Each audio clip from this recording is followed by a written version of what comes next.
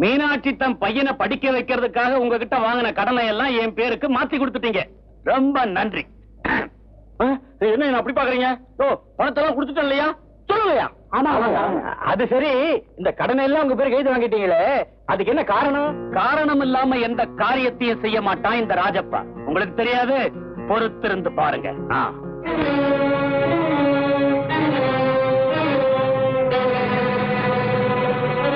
மீனாட்சி, மீனாட்சி.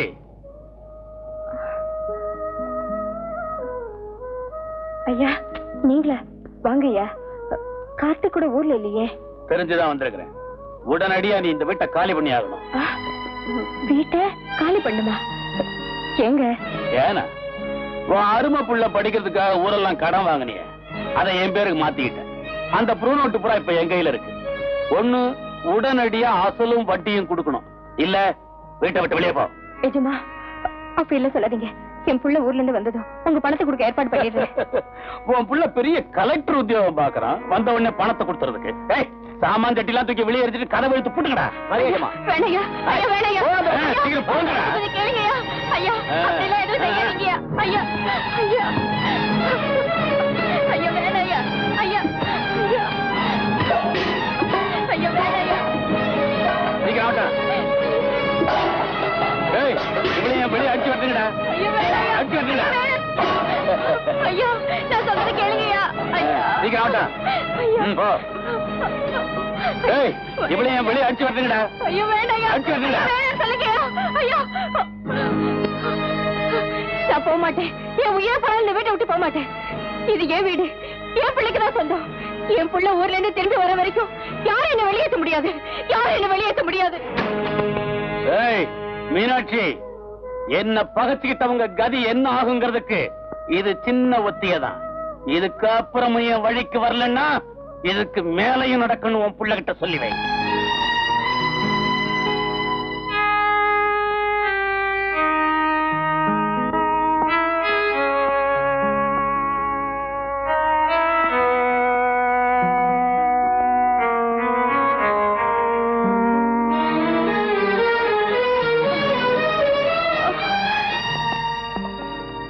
அம்மா, அம்மா, அம்மா.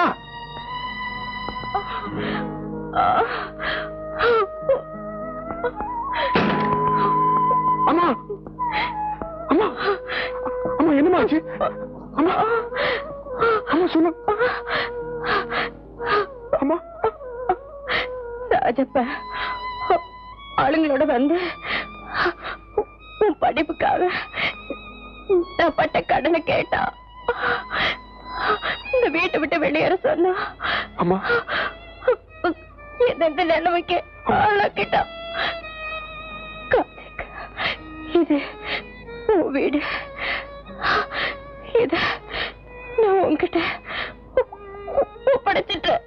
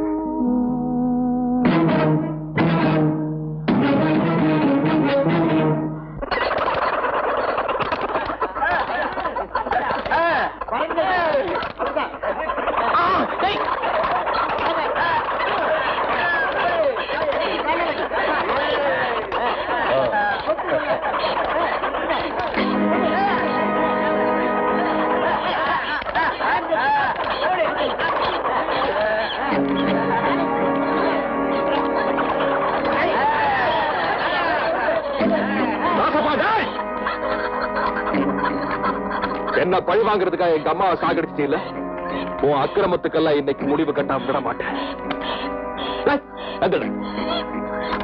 என்னங்கடா வேடிக்கை பார்த்துட்டு இருக்கீங்க? அடிச்சு வீசுடா அவனை.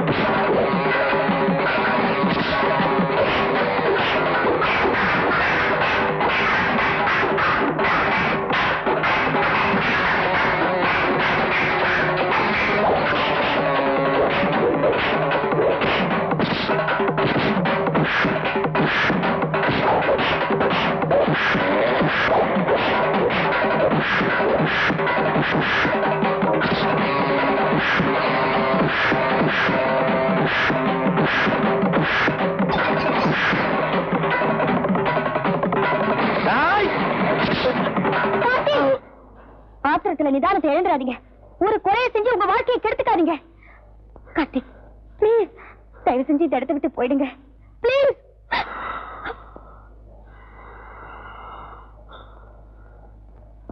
போறேன். ஆனா என்னைக்கு இல்லாட்டி என்னைக்காவது ஒரு நாள் உன் முடிவு என் கையாலதான். Mind it.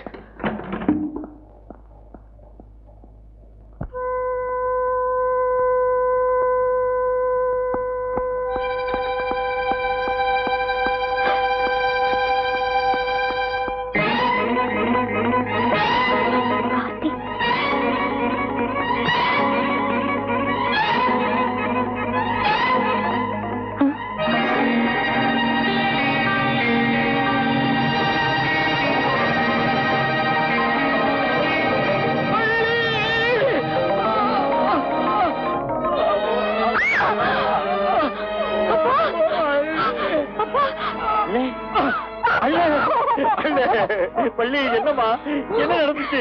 சொன்ன மாதிரியே கார்த்திக் அப்பாவை கொலை பண்ணிட்டாரு. இந்த கார்த்திக் எங்க வீட்டு வேலைக்காரி மகங்க.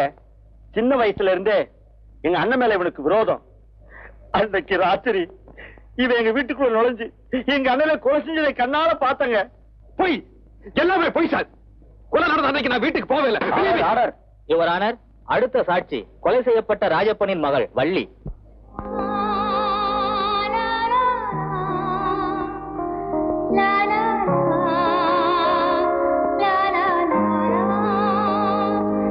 மிஸ் வள்ளி, இவர் உங்க அப்பாவை கொலை செஞ்சத நீங்க கண்ணால பாத்தீங்களா? ஆமாங்க, எங்க அப்பாவை கொலை செஞ்சுட்டு உடனே நான் என் கண்ணால பார்த்தேங்க.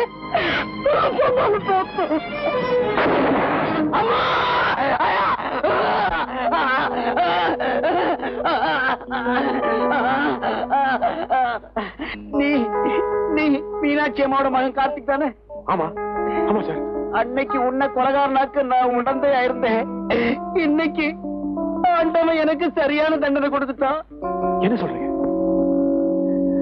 கார்த்திக், நாகநாதன் தான் அண்ணனை கொன்னுட்டு சொத்தையெல்லாம் அபகரிக்க திட்டம் போட்டான். சந்தர்ப்பம் பார்த்து உன்ன மாதிரி மாறு வேஷத்துல என்ன அனுப்பி ராஜப்பனை கொல்ல வச்சு பழிய ஓ மேல போட்டுட்டான். நான் அவனுக்கு இறங்கலா இருப்பேன் நினைச்சு என்னையும் குற்றவாளியாக்கி ஜெயிலுக்கு அனுப்பிச்சுட்டான். என்ன மன்னிச்சிடு கார்த்திக், என்ன மன்னிச்சிடு. சார், இதான் சார் நான் குற்றவாளியாக்கப்பட்ட கதை. நான் நிரபராதி நாகநாதன் குற்றவாளி நிரூபிக்க முயற்சி செஞ்சேன். சரியான சாட்சி இல்லாதனால தண்டனைக்கு ஆளான. கார்த்திக், நான் உனக்கு உதவியா இருப்பேன். சட்டம் என்னைக்குமே நிரபராதி தண்டிக்காதுன்னு ப்ரூவ் பண்ணி காட்டு. Thank you sir. என்னப்பா சார், TMX 6166 காரு காட்டு பக்கம் தப்பி போயிடுச்சு சார். செக் போஸ்ட்ல இருந்து 10 மைலுக்கு வெறும் கார் தான். சோ கண்டிப்பா அவங்க இந்த காட்டுக்குள்ள தான் இருப்பாங்க. Let us go. சார், ஒரு சின்ன ரெக்வெஸ்ட். ரெண்டு பேரும் தனித்தனியா போய் தேடினா எப்படி சார்? ஏன் சார் என்ன நம்பலையா? ஒன்ன நான் நம்புறேன். நாம மறுபடியும் சந்திக்க வேண்டிய இடம் காட்டு எல்லையில இருக்கிற ஏரிக்கரை. Okay okay sir.